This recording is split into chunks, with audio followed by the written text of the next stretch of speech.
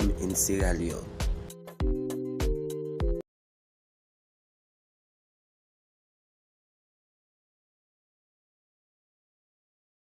We have everything here, the mountains, the beach, so many young and intelligent people. But now, a new drug is spreading like fire across my country. Smoking another one, Kush. We brought it and we smoke there. We have it nice. Get it nice. My friends, loved ones, even elementary kids, most of them are addicted into drugs.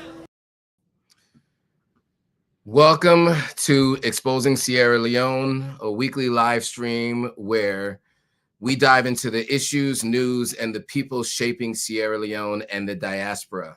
Each week, join us as we engage with professionals, journalists, and various guests, sometimes just myself and Admire, as we explore ways to propel our country forward. We're going to have in-depth conversations, discussions, interviews, and we're going to uncover the stories that matter most to Sierra Leone. Today, we do have a special guest, and we do have an update on the staggering Kush epidemic that we spoke about in Sierra Leone previously. Our special guest today, Admire, is unable to join us, so let me actually do a quick introduction of myself. My name is Joe Hatagwa. I am the founder of Authentic African. Every week, I join Admire Demo, who is the founder of Sierra Leoneans Killing It, and Admire My Heritage and a few other businesses that she has. And together we talk about the issues dealing with Sierra Leone. I am a Sierra Leonean American, and I run a platform called Authentic African. And so the two of us together with Sierra Leoneans Killing It and Authentic African, we have these very important conversations. And so today we will have Sahid Bangura, and he's the executive director and co-founder, who you heard his voice in that video from Voice of America, that documentary that they did. So you heard his voice on that, and he is the co-founder of Creating Opportunities for Disadvantaged Persons, a charity organization in Sierra Leone dedicated to combating the country's drug addiction crisis, particularly the epidemic of Kush use. He's a local leader and has been working for nearly 10 years, almost 10 years, addressing the devastating impact of the drug addiction in Sierra Leonean communities. And so he was the subject of this documentary where his voice was heard working on some of these challenges. And, you know, we have talked a lot about the different things going on pertaining to Kush. We talked about Kush arrest. We talked about the uses of Kush. We talked about what's in Kush, Admire and I, in the previous discussion. So if you want to learn more about that, you can go back and look that up. But I will just read some very high level things that have happened since Admire and I had done the live streams pertaining to Kush and its usage. So the Kush epidemic in Sierra Leone has had a devastating impact on the country, leading President Julius Maada Bio to declare a national emergency on substance abuse on April 6, 2024. This highly addictive synthetic drug, which has a mix of sometimes cannabis, many times fentanyl, lots of times tramadol, sometimes even human remains, has caused widespread addiction and severe health crises among the population, particularly affecting young people. So with that, I want to bring on someone who's working with these folks, so we can talk a little bit about what's been going on to combat these challenges and what he has been doing, and how much support he has been getting. So without further ado, I want to bring on Mr. Bangura. Sahid, can you hear me? Yeah, sure, I can. Okay, great. And thank you for joining too. Really appreciate you joining this discussion. It's an important one, and I think that we were grateful that you're able to join to lend your knowledge and expertise on the subject. Before we get started, can you just give a little bit more of a background on what you do at CODaP as the director and co-founder, so that people can understand a little bit more about the company itself and the services that you've been providing? Okay, thank you so much, Joe. My name is Sahid Bangura, and we run a community-based organization creating opportunities for disadvantaged persons, CODaP. This initiative pop-up and after graduation from the uni, because I studied social work. You know, graduating from the uni, I have a brother who has substance abuse problems. He had an accident also during the civil war in Sierra Leone. So after my graduation, or during my days on campus, I came across modules like mental health, direct practice. So I decided to have passion for it because when the lecturers are lecturing, I always see my brother in there. So I became an advocate not only for my brother, but for everyone living with substance use problems. So I decided to call some of my fellow graduates who studied social work and other social sciences discipline. We came together and established this organization wherein we've been raising awareness on substance abuse issues, sometimes help to analyze issues that has to do with the strengths and weaknesses of the mental health um, uh, uh, act in Sierra Leone. We go to high schools, communities, raise community awareness. We are the first persons to organize essay writing and a debate competition every year on June 26th, the International Day Against Drug and Illicit Trafficking, to discourage young people not to go into substances. And we then collaborate with a clinical psychologist who based in the US. She often help with telepsychotherapy and other individuals that always come to us, assist us with what we've been doing. We've been working closely with the National Drug Law Enforcement Agency and other organizations like Full Roots and other, even the Council of Churches in Sierra Leone. We've worked with them to help young people with substance use problems, not only substance use issues, those who all also need mentorship, those who are struggling with their lives to know what they wanted. And the organization is like a hub for young people to come do some practicum. It will be a way through to help them to get a job and navigate themselves in society. That's what we've been doing, and we've been getting support from individuals. People reach out to us in various social media platforms and support our work so far. And Awesome. that's what we've been doing over the years. Yeah. Okay, yeah, and I'm happy to hear that, you know, you being born and raised, went to FBC, Yeah. and you know, you've decided to take action while on the ground. I mean, there's a lot of people who've taken a defeatist mentality as it pertains to substance abuse, in particular Kush. And I think, you know, I don't think there's a better person than someone who born and raised on the ground, who cares, to really to take up this mantle. So a couple things before we start to get in some of the questions that that I have for you. I just want to read off some notes and statistics that I have to share, to kind of help explain a bit some of the things that are why this is plaguing the country so much. So the health impact of Sierra Leone, Kush has really resulted in hundreds of deaths, psychiatric damage, um, and to scores of users since its appearance in sometime around 2019, 2020. Some of the drugs effects include um, severe mental and physical health issues, organ failure leading to fatalities, swollen limbs, swollen stomachs to chronic users, sharp increase in psychiatric hospital admissions, a nearly 4,000% surge between 2020 and 2023. The social impact, which I think we can talk about a little bit here in a moment, is the Kush crisis has had far-reaching consequences on Sierra Leone's society and economy, disproportionately affecting the youth, with 42% of the population aged 15 to 35 is at risk. It exacerbates existing issues of poverty and unemployment, strains the country's limited healthcare resources, increases potential crime and social instability, and obviously disrupts communities and families. I think it's really important that we talk about the disruption of not just the individuals who are addicted to Kush, but the people around them. I think that is why we wanted to have this conversation with Sahid today, because he is somebody who's dealing with not only people who have the challenges with substance abuse, but their families who are also impacted. So with that, I want to get into a couple of questions. there's a quick question that came up, which I will answer. And maybe if you decide you want to answer, you can jump in and answer this. So Wina is saying, thank you for sharing this awareness. What action are lawmakers taking to target those selling and making this drug? I will say that this was determined a national emergency last year, and there was some conversations around heavy and harsh penalties. There were some arrests last year. But in terms of sweeping organizational change or laws, um, I don't know. Do you have any thoughts on this, Sahid? Since you're in country and you're dealing with some of the lawmakers, are there any laws on the books? Is there anything from a high level that seems to be um, put into place that is looking to curb some of this usage amongst the dealers and the importers?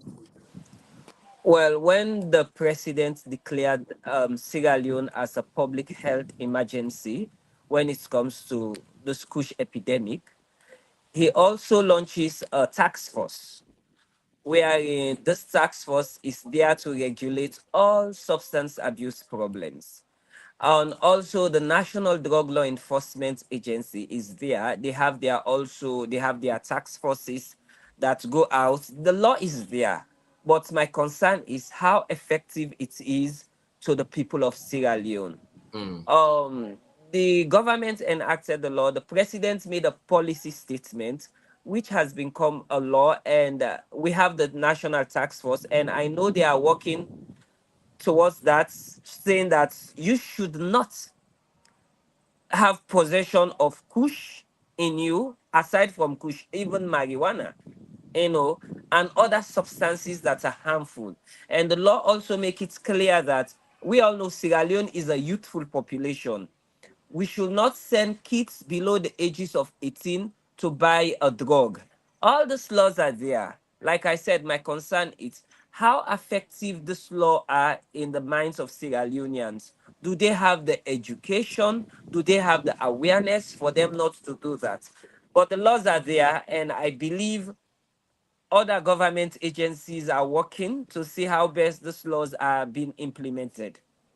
okay, that's fair, and I appreciate that response, because as we know, there's two elements to policy and law, right? Mm, There's the addressing of it and the creation of it, but then there's yeah, also the implementation and yeah, actually following through with all of the things required to make sure that the legislation is coming to fruition. And I think the second part is always the challenge all over the world, but also in Sierra Leone, right? I mean, that is just one of the biggest challenges. And sometimes what you find is what we found in the United States is those who are using end up yeah. being the ones most impacted, not necessarily the ones who are importing or selling. And that tends to be the challenge. And this was an issue with the crack epidemic in the United States of the 80s and the crime bill of the 90s, and kind of impacting people today. And it seems to be one of the challenges I'm hearing in Sierra Leone as well, when it comes to the Kush epidemic. Unfortunately, it seems to be mirroring a lot of what we found during the crack epidemic in the United States. And I would wish that we could fast forward to understanding what policies will be better utilized to be able to get it off the street. And I think dealing with importers are going to be where we see the most effective impact. So with that, let's take a step back. Because as someone who went to university not too far in the distant past, and you are in the age range of many of the folks who are actually starting to use Kush, and so you've seen it personally amongst people that you've known. And so the first question I have for you is can you explain, kind of from what you understand, how the epidemic started in Sierra Leone, what factors led to its rapid spread, and what you saw anecdotally as someone who's kind of in the age range that has been most impacted by Kush usage? Well, in Sierra Leone, like we all know, since after the war in Sierra Leone, and we had the Ebola, the mudslide.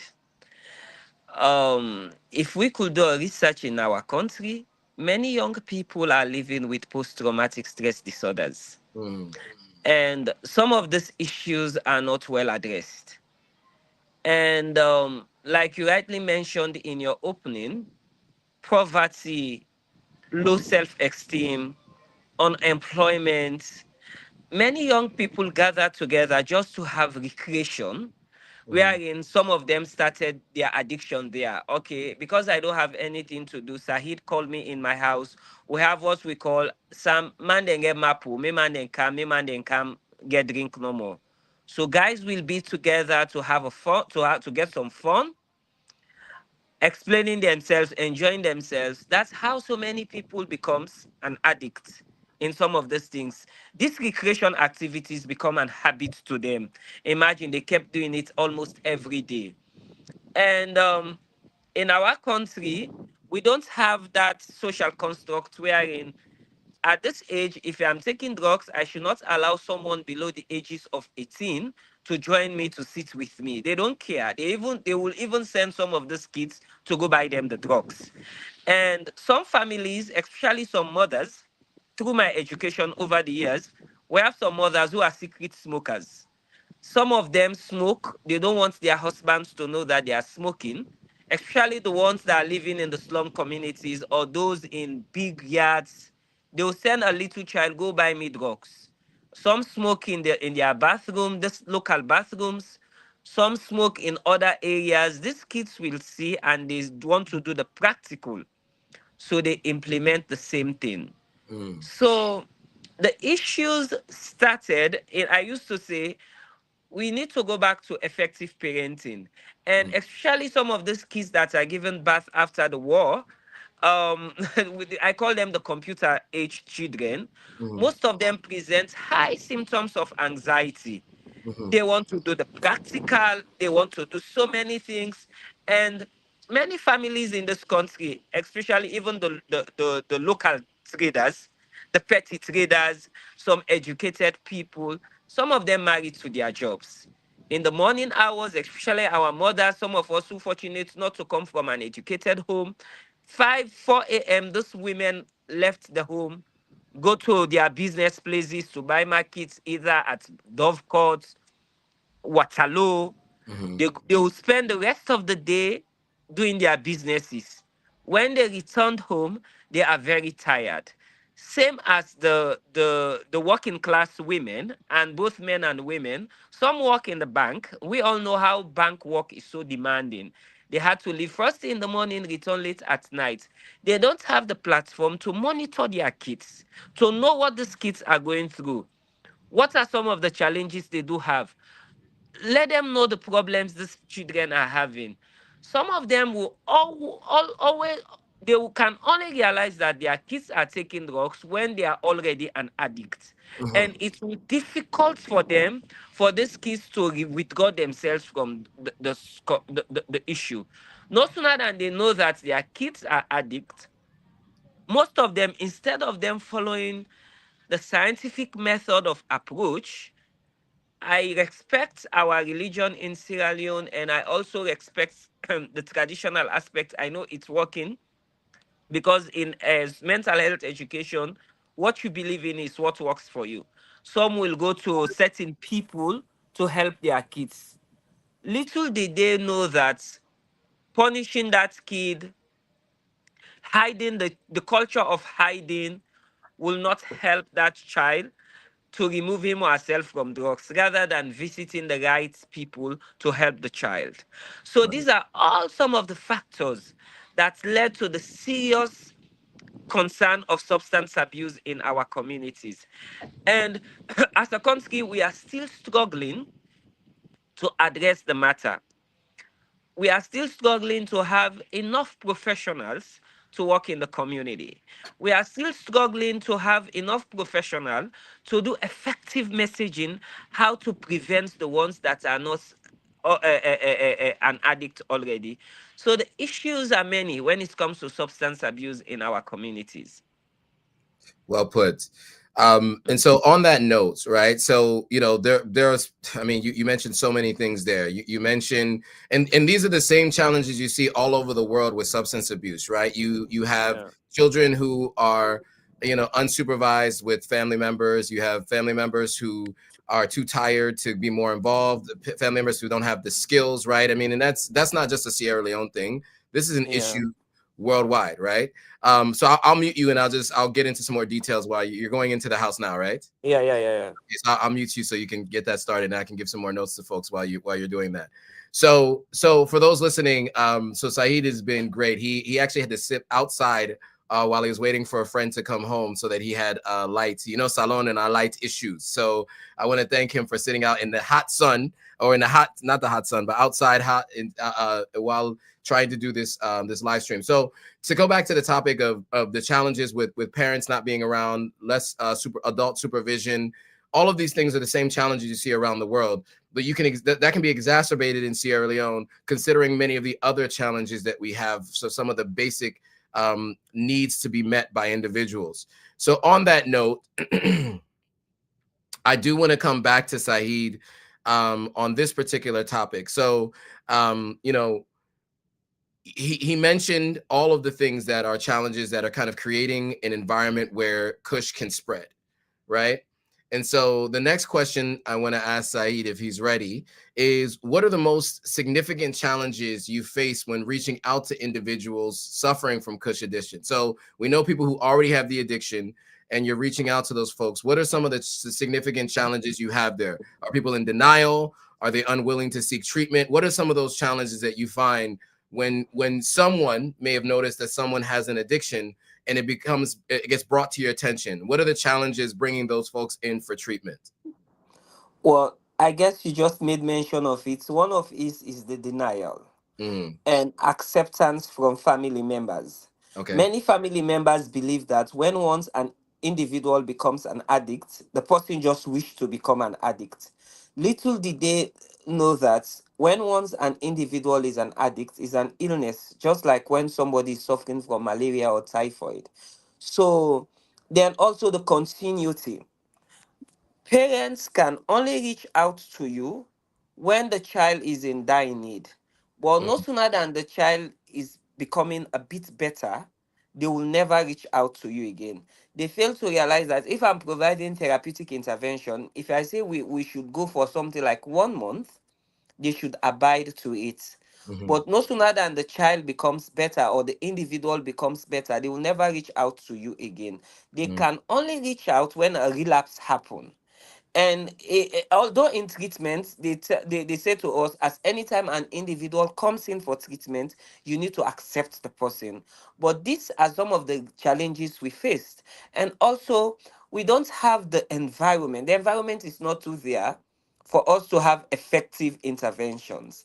Like for me, sometimes some cases, if I don't talk to doctor, I had to call maybe individuals that I meet online who are professionals to have interventions with them. And some of these professionals sometimes is also a challenge, thinking about the cultural differences.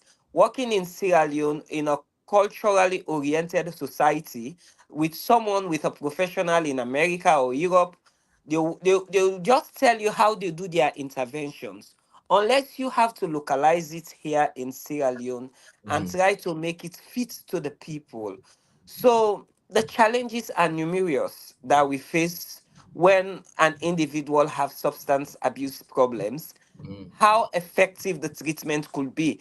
And one of the most challenges again that we're having is now the country only have one psych hospital, which is the Kisi Psychiatric Hospital. mhm, And the government, when the president declared the country as a state of emergency, there was a rehab center at Hastings wherein they admit persons with substance use problems. But I don't know what happened. It's been long, that center is no longer running. And parents are reaching out. Some of these guys, due to their level of addiction, they need to be in a place wherein psych doctor will look at them, a social worker will be there to do effective interventions, psychologists need to work with the individuals and families. We are constrained right now. We don't have those places where some of these young people go into. mm, Sometimes it's sickening me when parents are calling me, oh, Said, what can I do? And as someone who had been in the community for almost 10 years, it will difficult. Anything I say to a parent, sometimes it's like a policy statement. So Mm, if you do some referrals, then things did not work well, the blames will also come on you. mm. And some parents will say, "Oh, Said, the only thing I could do, I want to train my child." And as a professional, I Chain your child. train, Sorry. yeah, train them because of the serious addiction they had. Because when this addiction thing pop up to some of these guys, they had to steal from their parents.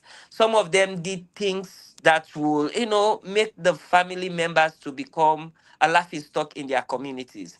So the only thing some families will say, "Oh, I want to train my child." As a professional, I will not say go ahead and do that. Right, of course. I just have to say, take the child to Kisi. Some will even complain there are no beds. For example, this December, so many family members that I talk to take the child to Kisi because that's the only recognized place I know and I'm aware of as a professional. Though some people are opening their centers, but it's difficult for me to recommend someone because I don't know the professional aspect of the sender. Because drug issues also, you should look at the professionalism, how equipped an individual is that is working in the community. Though some people are trying to help, but if you don't careful, they are also going to damage the individual and the family as well. Mm, So sometimes I don't do referrals. I only do some referrals at Kisi. And in December, there was a challenge because there were no beds for mm. admission, you know. So the challenges are too much working in this community. That's why I often do a lot of preventions, do lots of write-up on my social media platforms for parents to have the effective education of what they're supposed to know and how they're supposed to take care of their kids. Because when it comes to treatment in Sierra Leone for persons with SUD, the challenges are great. Yeah. Yeah. That's a good point. So you mentioned prevention, right? And the attempt to educate. So let's talk about that. How does what you do at CODAP, your approach to prevention and to treatment, how does that differ from the limited resources and programs that had been in place prior to you starting this and you attempting to step in and really try to help with this problem? Well, for the prevention, like we go to schools, we have school clubs. We always educate the kids about the negative effects of substance abuse. We also engage communities. We have some community engagements. We often talked about the negative effects of substances. And for the treatment, for some families who have the opportunities, some families they will tell you, "Okay, I have a convenient place where my child will be. I need your help." I will call my supervisor, who is a clinical psychologist, who will develop a treatment plan together. And I also talk to a mentor who is also she had been working on substance abuse issues, who will design a treatment plan together. Then myself or my colleagues, volunteers, will visit the family. We guide them on how to treat this person with SUDs. But for those who have challenges of where they could stay, how they should observe the kids, I always say, go to Kisi. You need to go to Kisi. That's the only thing I could do. I will not do effective interventions because the environment for treatment is not there. So I sometimes I want to guide my profession and I guide myself as an individual. I just say go to Kisi. There is nothing much I could do. Like my cousin is going through serious substance abuse problem right now. The family is asking me. I refer them to Kisi. When they discharge, they said, "What the next step?" The boy is still taking this tramadol and Kush. I said, "There is nothing I could do. Take him back to the treatment center." That's what I could do. I always want to limit my interventions to the way it should be for the community that we find ourselves. Okay, so you mentioned a couple of things there. Can you quickly spell out the acronym SUDs for those? Because you mentioned it twice. Can you just explain what that is so that people who are listening knows what you mean when you say SUDs? SUD means substance use disorders. Okay. Because now in our community, we don't want to call them substance abusers. We rather say persons with substance use disorders, Mm, because substance abuse addiction is an illness. We right. need to respect the community and respect an individual who is going through that.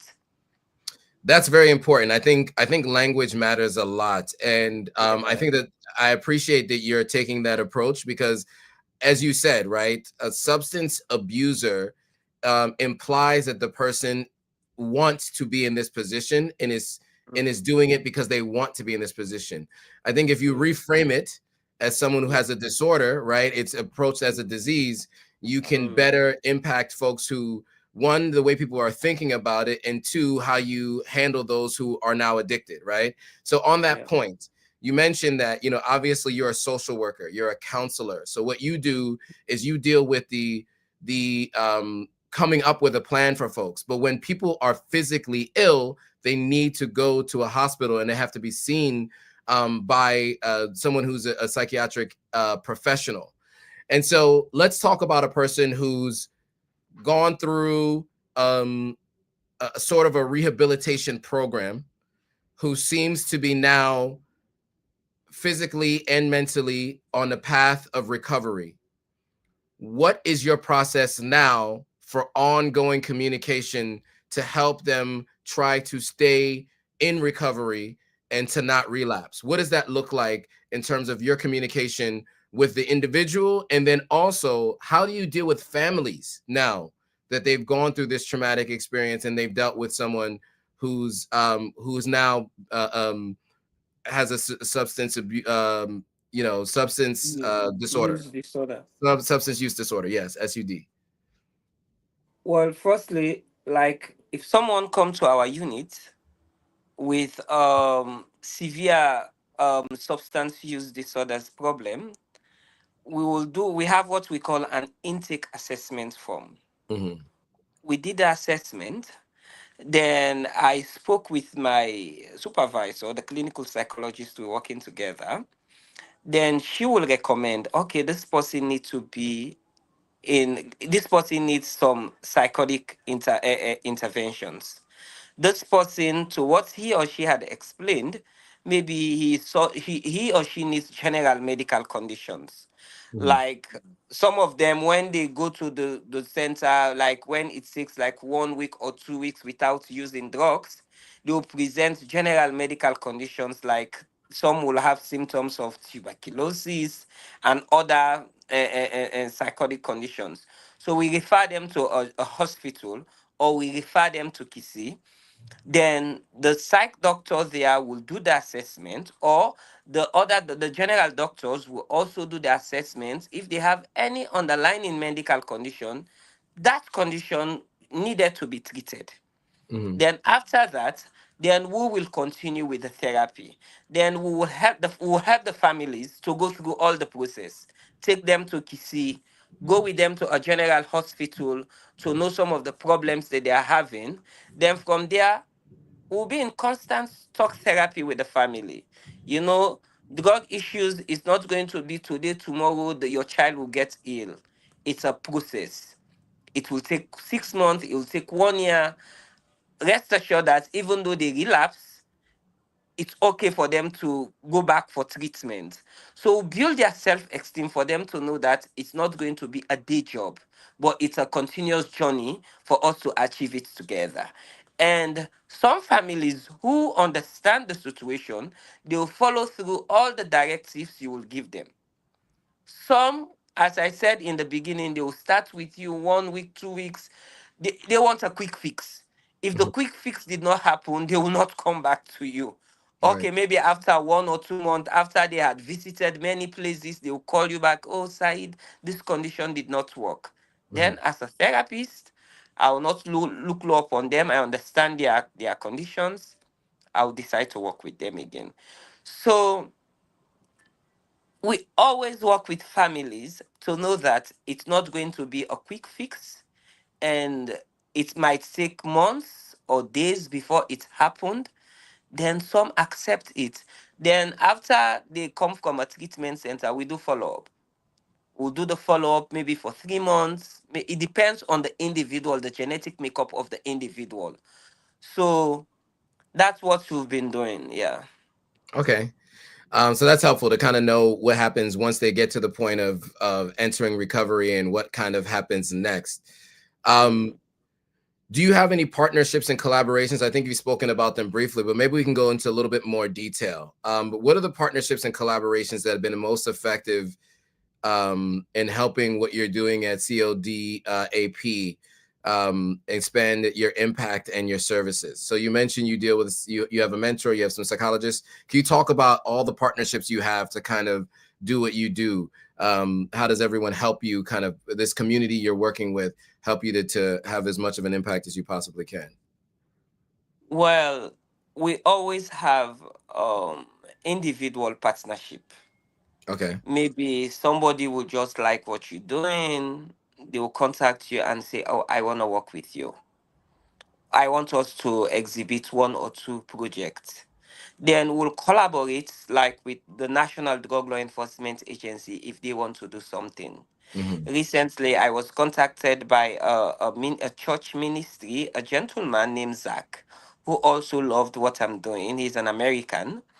And we collaborated, we did something together, and we are still collaborating to expand our education, especially on prevention on substance abuse. And when issues in the country happen, like to celebrate public events, we'll collaborate with Full Roots, Council of Churches in Sierra Leone, and other organizations that know that we are doing what we're doing. We collaborate. Maybe I will be invited to give a public talk or collaborate to establish some prevention programs in schools. Yeah, that's the interventions. That these are some of the collaborations we always have as an organization. Excellent. Okay, Yeah. and so on that, looking ahead, what are some of your biggest hopes and goals for addressing the Kush crisis and improving overall substance abuse treatment in Sierra Leone? I guess one of my biggest hopes and dreams to achieve this goal. Firstly, Sierra Leone is a youthful population. Yep, The country is still struggling to have more professionals to work in the community. sure. In my opinion, I guess the government is still struggling to have the right people to address the issue. Mm, I don't know if they are struggling to have those people or because of the funds that relates to substance abuse problem. Because make no mistake about it, issues of mental illness is substance abuse. They need money to do the job. sure. You can do effective interviews on radios, online, like what we're doing right now. But Mm, when you want to do effective interventions for a poor country like Sierra Leone, you need the funds. Even the prevention, you need the funds for people to accept the education. And I believe if we have more professionals in the community, I know people are trying, but mhm, we don't have much professionals in this community, to be honest with you. And we are struggling to address it as a nation. yeah. When I listen to the news, how some of our young people are dying, how Sierra Leone suddenly became a hub for issues of drug everywhere on the media, it's a shame Hmm. Hmm. for a country like Sierra Leone. We've been known for to be the antennas of West Africa and nice people all over the world. Why now? Hmm. So I believe we need a platform wherein we need professionals to come and work in this community, or us that are working in the communities, for us to be empowered. Mm, Because as a young person like me, Sierra Leone is a youthful population.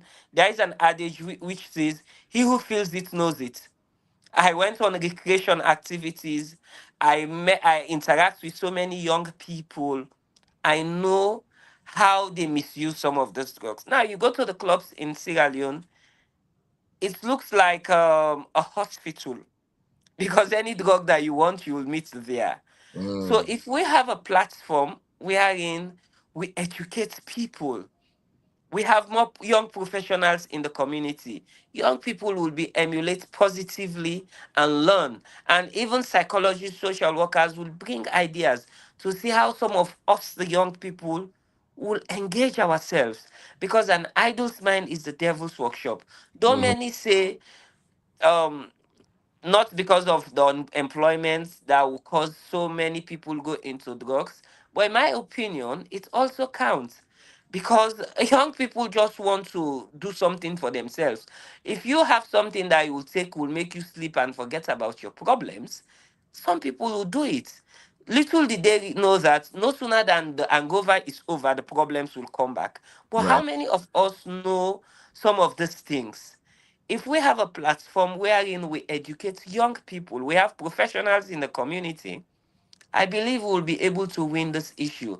But make no mistake about it, drug issues are very serious in Sierra Leone, and they Hmm. are not yet addressed the way they're supposed to be. Yeah.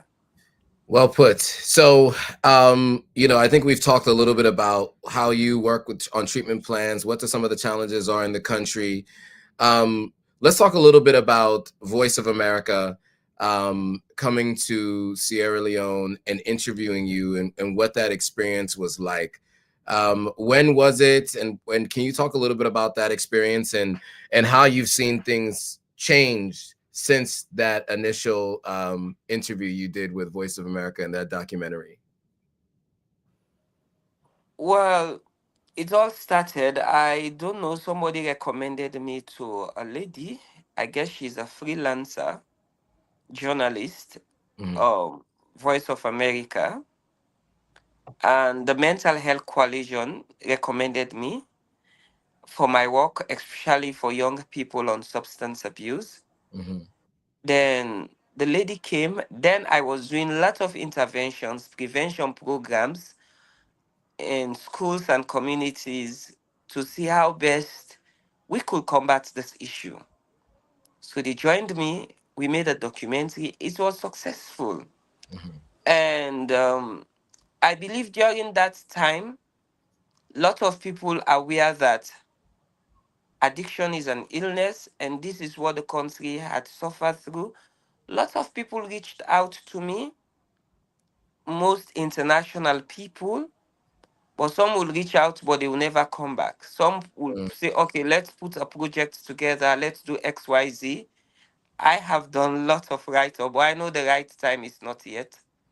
And we did the documentary last year, and a lot of people reached out, but only one person, like I said, Zach, has been instrumental to fulfill all his promises, and we've been working together. He's a white man, he's an American. Yeah. Got it. Okay, so lastly, I'd love to ask you, how can those watching support? Actually, before we go into that, there's another question from Robert Grissom, who's been joining the live stream. He says, is there government funding available for the acquisition of treatment modalities, medical and post-medical? So is there government funding for these treatment modalities, medical and post-medical?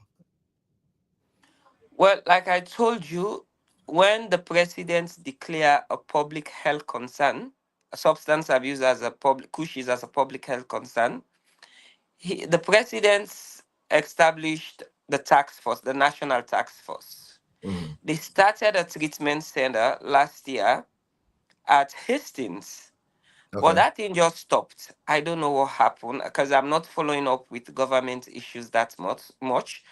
So I don't know what's going on with that place, and up till now, there is nothing going on, and everything just stands still. I don't know what happened. Like I said, I don't want to talk much about government issues because Sure. I don't want to lie or say something because I'm not following up with the government.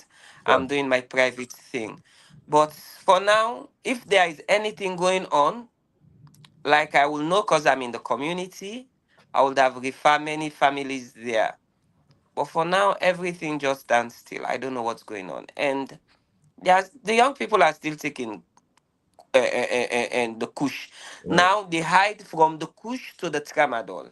And many research had shown that the same chemical they was using for the Kush, because now the pressure is all over the place, Hmm. they are using those same chemical as a tramadol. That's what young people are taking. Mm. And it's very severe. Like last week was my birthday.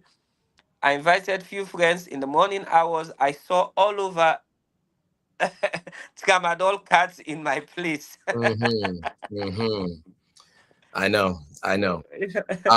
Yeah, so and I think one of the other challenges is that much like the crack epidemic of the 80s in New York City and all over the United States, 90s, whatever, in California, New York City, Miami, all the cities, what you're finding is there's a glorification of the men who are selling Kush, right? Mm, The idea that they're making money, fast money, driving nice yeah. cars, owning clubs and things like that, Mm, and it's causing other folks to want to get into that business, right? So there's a challenge on the other side of people wanting to get into the business of selling it, right? mm, And this is something we've addressed previously on the live stream. But mm, yeah, so to come back to the final question that I wanted to ask you, how can people support what it is that you're doing at CODAP? mm. Where can they find you online, and how can they support you? You can reach out to me on LinkedIn, Sahid Bangura, or you go on Facebook, Sahid Bangura, or our page on Facebook, CODaP. We have two pages on Facebook, CODaP and Creating Opportunities for Disadvantaged Persons. Or you could reach out to me on my number. I will drop my number, +232 77 24 3694. Plus two One three second. two 77. Yeah, +232 77 24 3694. You could reach out to me, then we could, see how best we could help our communities. Because now this year we want to focus more on preventions in high schools, and also we want to focus especially like teen mothers. Mm-hmm. Some of these young girls that got pregnant, they don't even know how it happened, and most of them, they are in the streets taking drugs.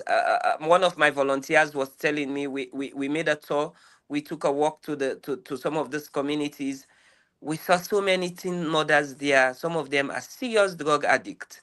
So we ask ourselves, how what are we going to do for this population? So these are some of the interventions that we want to do this year, but it all entails money. We can't do this job without money. I Mm. could do my best, raise awareness, but we can't do it without money. So we are open to collaboration, partnership. Anybody that wants to reach out to us for us to support our communities, we are ready. Excellent. Excellent. And Mm. then can you remind us the names of the social media sites again? I'm putting them in the description of the YouTube video now, and then I will also yeah, I'll put it in the YouTube description as well. So can you remind us again that the Facebook is, what is it now on Facebook?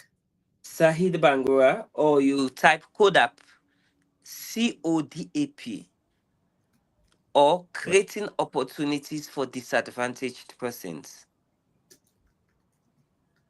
Or you go on LinkedIn, Sahid Bangura, because I did most of the posts on my private pages. So you could go to my LinkedIn page, CODaP, Sahid Bangura, sorry, LinkedIn Sahid Bangura, because I'm more of LinkedIn than even Facebook for the past months now. I just want to focus on LinkedIn. Yeah.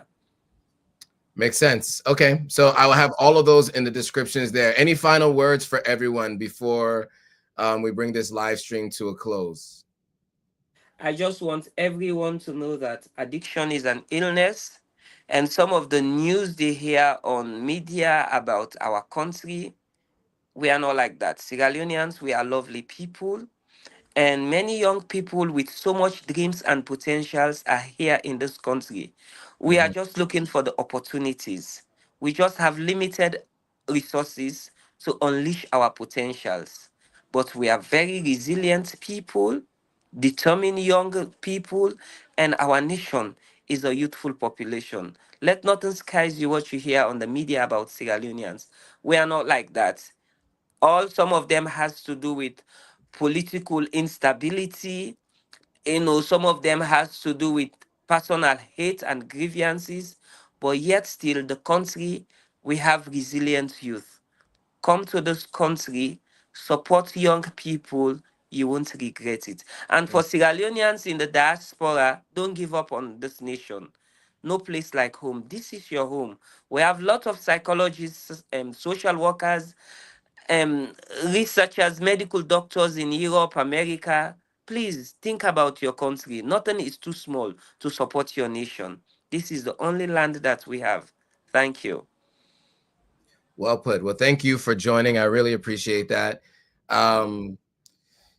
You know, Robert Grissom is asking about the Arab Health Conference begins tomorrow in Dubai. Is there a possibility for collaboration there? But we're only 1 day away, so it'll be very difficult to do anything with only 1 day away from an event that's happening in Dubai tomorrow. But I do think if there are other things going on, or people who are planning to go there, if they want to speak on behalf of this and put people in touch with Sahid, his information will be in the description. And also, you know, you'll be able to contact him directly there. All right. So with that, I want to thank everybody for watching. This has been an enlightening discussion. I appreciate you, Sahid. Thank you for doing this again. I know it's late over there, but so thank you again. And for everybody watching, thanks for watching. If you haven't already, make sure you subscribe to Sierra Leoneans Killing It on YouTube. Follow them on Instagram. Follow Authentic African and subscribe to Authentic African on Instagram and YouTube. And then, of course, make sure you follow CODaP and Sahid Bangura both on Facebook and on LinkedIn. So with that, thanks for watching. We will see you all on the next video. Bye, guys. Thank you so much. Thanks for having me.